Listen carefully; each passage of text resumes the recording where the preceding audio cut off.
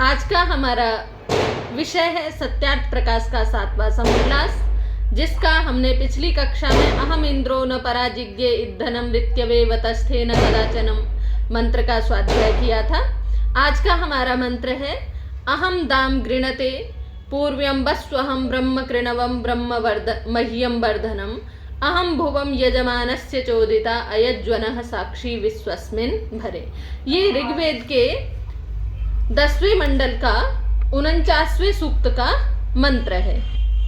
मंत्र बहुत भी प्यारा है। जैसे हमने पिछले वाले मंत्र में देखा था तो वहाँ ईश्वर जो प्रतिज्ञा कर रहे थे कि मैं क्या करता हूँ, मुझसे ही मांगो, मेरी ही मित्रता को स्वीकार करो, मैं ही संपूर्ण सृष्टि को धनों को देने वाला हूँ, मैं ही सभी के उपभोग की वस्तुओं को प्राप्त कराने वाला हूँ। इस प्रकार से हमने पढ़ा था।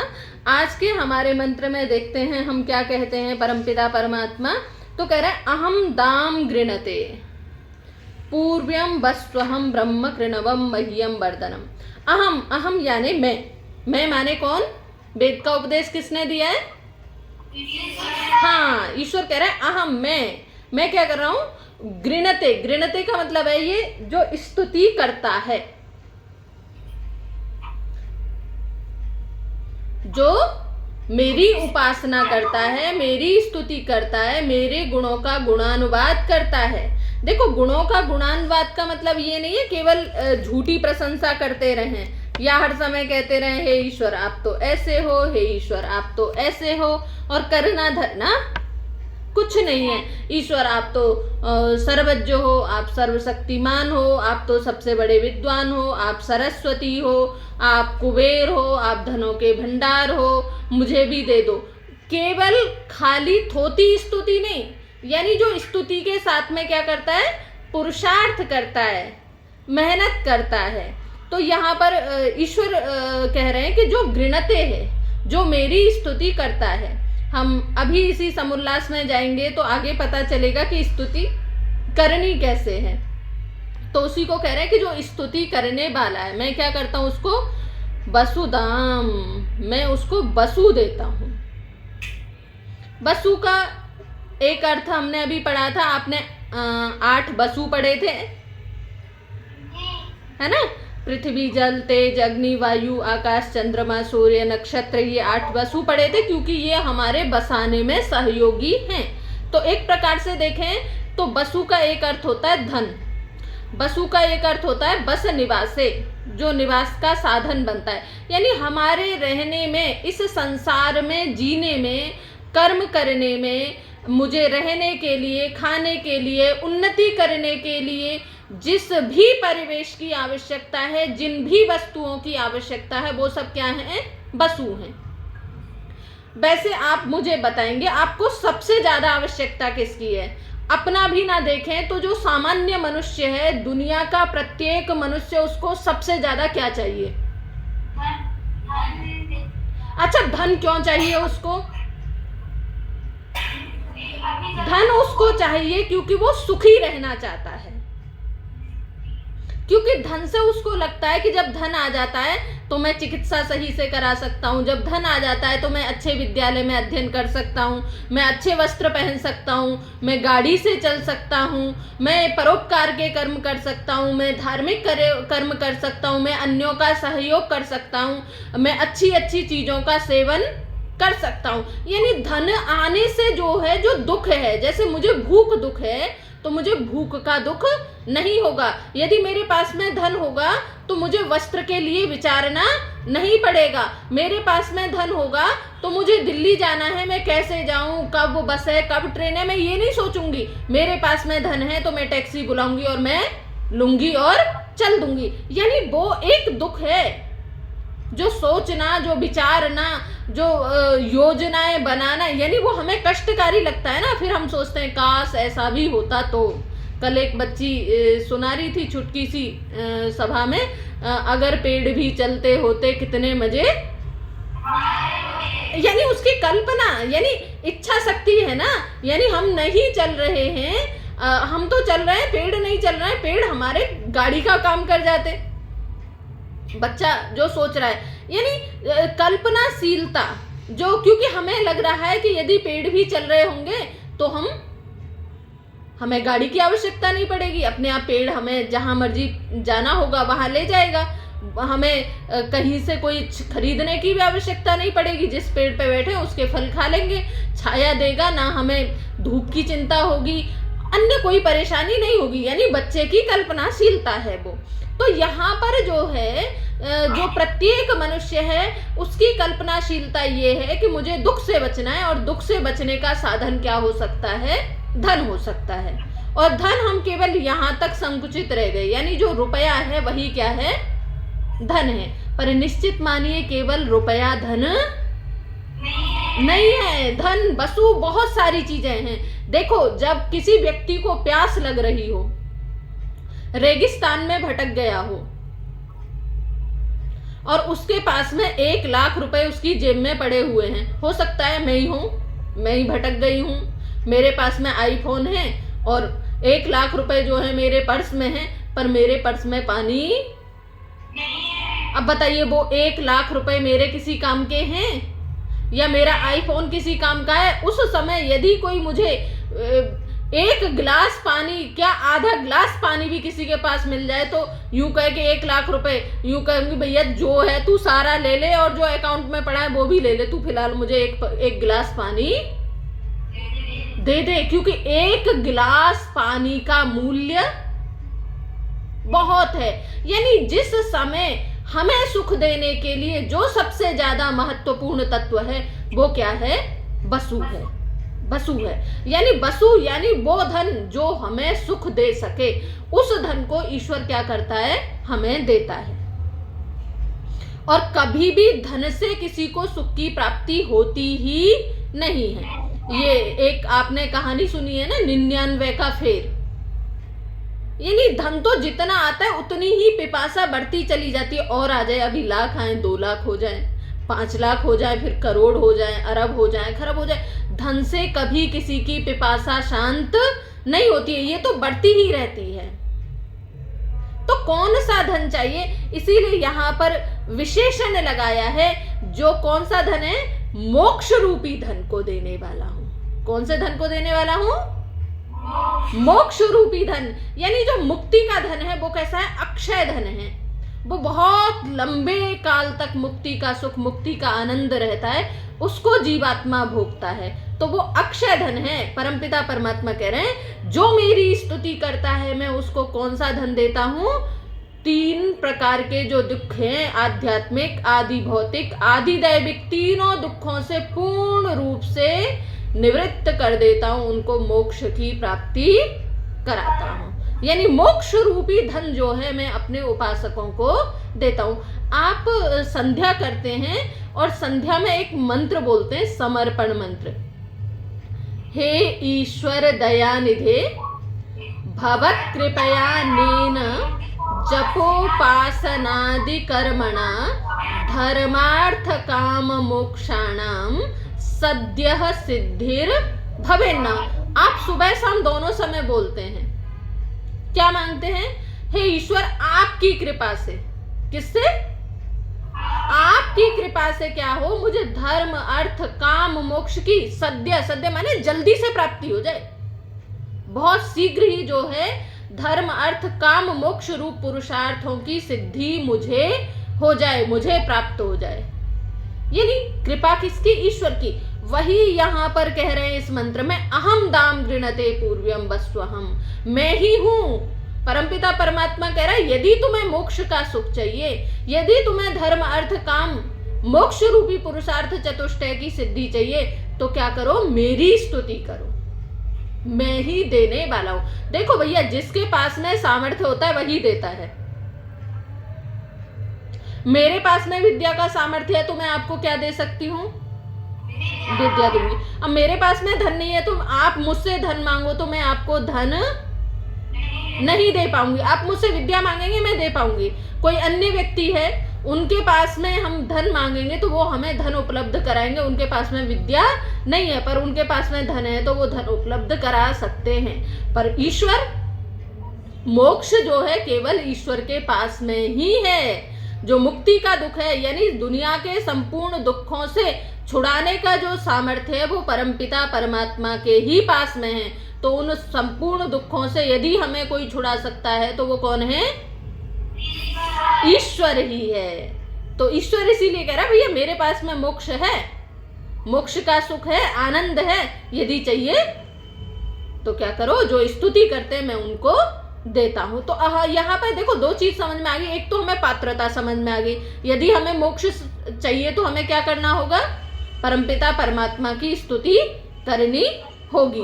दूसरा हमें यह पता चल गया कि मोक्ष को यदि देने का अधिकार किसी के पास में है तो वो स्वयं ईश्वर के पास में है, अन्य किसी के पास में नहीं है। अब दूसरा कह रहे हैं, इसी मंत्र का चरण है, अहम ब्रह्म मह्यम वर्धनम कृणवम। ब्रह्म, ईश्वर कह रहा है अहम ब्रह्म। ब्रह्म शब्द का मतलब है वेद विद्या। ब्रह्म शब्द के अनेक अर्थ हैं। ब्रह्म शब्द का मतलब बड़ा भी है, ब्रह्म शब्द का मतलब ईश्वर भी है, या ब्रह्म शब्द का मतलब क्या है? वेद विद्या। तो ईश्वर कह रहा है अहम ब्रह्म कृणवम, मैंने वेद को बनाया है। किसको बनाया है? वेद को किसने बनाया है? ईश्वर ने बनाया। ये ईश्वर स्वयं कह रहे हैं। ये कोई पूछे ना कि वेद ईश्वर रचित है, हम कैसे मान लें? ऐसे मानो कि वेद का मंत्र खुद कह रहा है अहम ब्रह्म कृणवम। ईश्वर कह रहा है मैंने ही इस ब्रह्म को, वेद को बनाया है। किस लिए? वर्धनम, क्योंकि ये क्या करता है? मेरी वृद्धि करता है, मेरी वृद्धि। अब ईश्वर की वृद्धि वेद मंत्र कैसे करेगा? वेद कैसे ईश्वर की वृद्धि करेगा?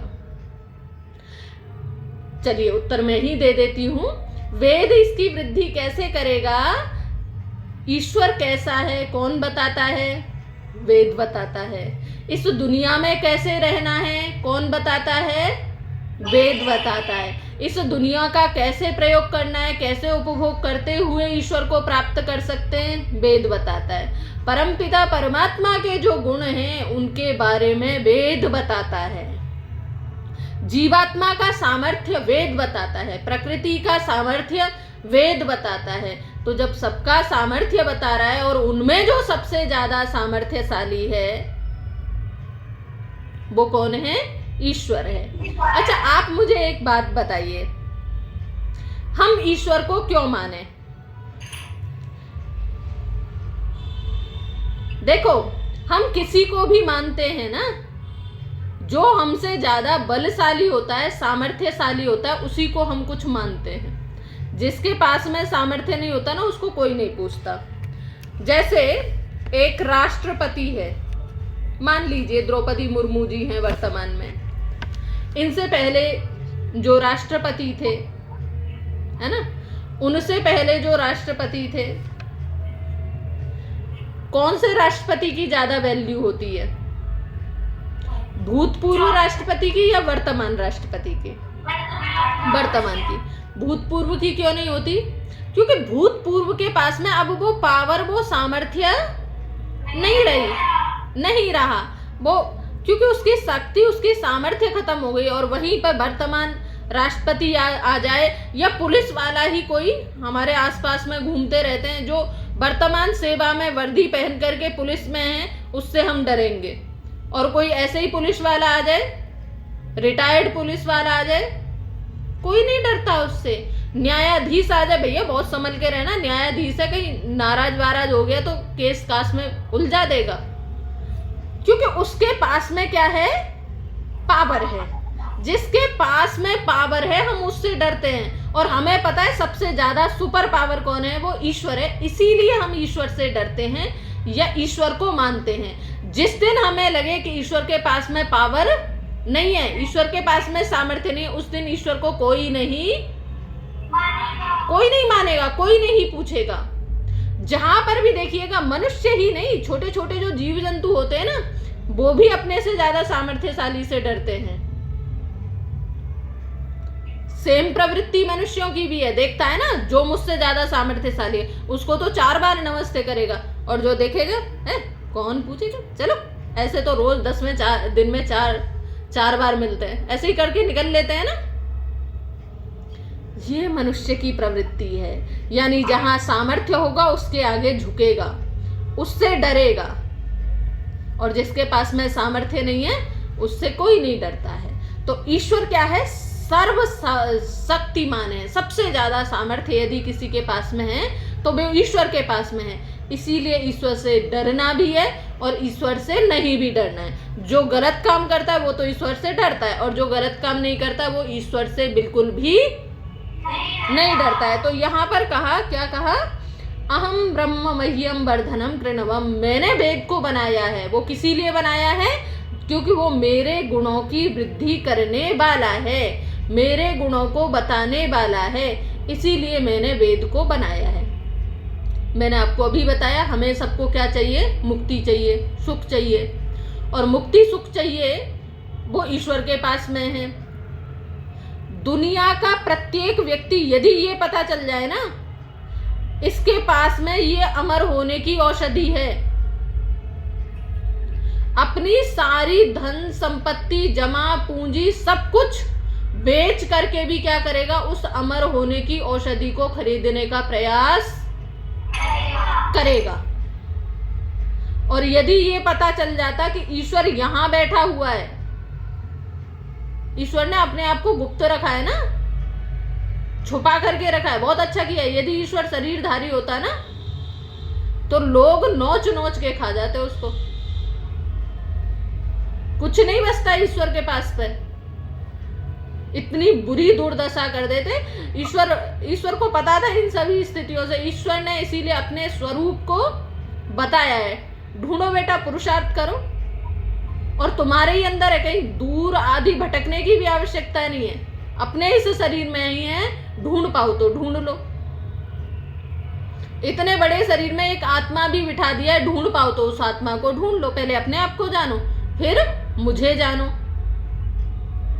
तो ईश्वर ने अपने संपूर्ण गुणों, धर्मों को, कर्मों को वेद में बता दिया है, और वो वेद क्या है? ईश्वर के स्वरूप को प्रकाशित करता है, ईश्वर के स्वरूप को बताता है। यदि किसी को ईश्वर के स्वरूप को जानना है तो उसको वेद पढ़ना होगा। बिना वेद को पढ़े कोई ईश्वर के यथार्थ वास्तविक स्वरूप को जान ही नहीं सकता। आगे कहते हैं, अहम यजमानस्य चोदिता। ईश्वर क्या कह रहे हैं? ये कह रहे मैं ही क्या करता हूं? यजमान को प्रेरित करता हूं, प्रेरणा देता हूं। आपको लगता होगा आपके अंदर कभी कभी उत्साह आता है, बड़े प्रसन्न होते हैं, बड़े अच्छे अच्छे काम करने का मन करता है, लगता है आज तो ये भी पढ़ लें, आज ये लिख लें, आज संस्कृत पढ़ने का बहुत मन है, आज ये करने का बहुत मन है। कभी सात्विकता का अतिशय संचार होता है, अंदर से बहुत उत्साह आता है। वो कैसे आता है? तो ईश्वर कह रहा है कि जो यजमान है, जो अध्यात्म याजी है, जो अध्यात्म का मतलब है आत्मा और परमात्मा दोनों के विषय में जो चिंतन करता है, जो अपने स्वयं के यथार्थ वास्तविक स्वरूप को जानना चाहता है और जो ईश्वर के स्वरूप को जानना चाहता है, ऐसे दोनों की जो के विषय में जो जिज्ञासु है, ऐसे उस जिज्ञासु के अंदर जो है प्रेरणा कौन करता है? ईश्वर कह रहा है मैं ही प्रेरणा करता हूं। और कह रहे फिर अयज्वनः भरे विश्वस्मिन् साक्षी। और जो अयज्वन है, अयाज्जिक है, जो यज्ञ नहीं करते हैं। यज्ञ शब्द के 3 अर्थ बताए थे आपको पिछली कक्षा में, यहाँ पर भी वही 3 अर्थ हैं, जो यज्ञ, देव पूजा, संगतिकरण और दान नहीं करता है, यानी जो अध्यात्म याजी नहीं है, यानी जो नास्तिक है, ऐसे मनुष्यों का इस विश्वस्मिन भरे इस संपूर्ण संसार में जो है साक्षी कौन हूं? मैं ही हूं। और मैं क्या करता हूं? उनको दबाता हूं। अयज्वनः, जो अयाज्जिक व्यक्ति हैं, जो नास्तिक व्यक्ति हैं, मैं उनको अपने तेज से दबा देता हूं। यानी जो धार्मिक व्यक्ति है, ईश्वर उसको क्या करता है? प्रेरणा देता है और ऊपर उठाता है और ऊपर उठाता है। और जो अधार्मिक व्यक्ति है, जो नास्तिक व्यक्ति है, जो ईश्वर को नहीं मानता है, जो ईश्वर की आज्ञाओं के अनुसार नहीं चलता है, ईश्वर क्या करता है? उसको दबा देता है, दबा करके रखता है, यानी उसकी उन्नति नहीं होती है। आप सामान्य संसार में ही देख लीजिए ना, कोई व्यक्ति है, कोई धनी व्यक्ति है या कोई प्रशासक है, प्रबंधक है, कोई भी व्यक्ति है, यदि उसके कर्मचारी उसकी आज्ञा का पालन नहीं करते हैं तो उसको प्रमोशन की प्राप्ति नहीं होती है। प्रमोशन उसी को मिलता है जो अधिकारी के कहे अनुसार चलता है, जो उसके नियमों को फॉलो करता है, जो उसकी बातों को मानता है और कुछ अपनी एक्स्ट्रा जो है प्रतिभा का प्रदर्शन करता है, उसी को जो है प्रमोशन की प्राप्ति होती है। जो अधिकारी की बात नहीं मानता, अधिकारी को उल्टा सीधा कहता है, अधिकारी का तिरस्कार करता है, फिर अधिकारी भी क्या करता है, उसको दबा करके रखता है। तो जब एक सामान्य अधिकारी, सामान्य व्यक्ति ऐसा करता है तो ईश्वर तो क्या है, सामर्थ्यशाली है, उसके पास में सबसे ज्यादा सामर्थ्य है। तो जो नास्तिक व्यक्ति है, जो ईश्वर को नहीं मान रहा है, उसकी उपासना नहीं कर रहा है, तो वो उस व्यक्ति को कैसे नहीं दबाएगा। यानी दबाएगा मतलब यदि सुखी होना है तो हमें ईश्वर की उपासना करनी ही होगी, हमें ईश्वर की प्राप्ति के लिए पुरुषार्थ करना ही होगा। और हम यदि ईश्वर की प्राप्ति के लिए पुरुषार्थ नहीं कर रहे हैं तो निश्चित मानिए हम जीवन में दुखी ही रहेंगे। हमें दुनिया की कोई भी वस्तु जो है वो संतुष्ट नहीं कर सकती, प्रसन्न नहीं कर सकती। हम दिखावे के लिए खोखली जिंदगी तो जी सकते हैं, मेरे पास में इतना बड़ा घर है, मेरे पास में ये है, मेरे पास में वो है, मेरे पास में इतने लाख की नौकरी है, इतना पैकेज है, ये है वो है, दुनिया भर का दिखावा कर सकते हैं।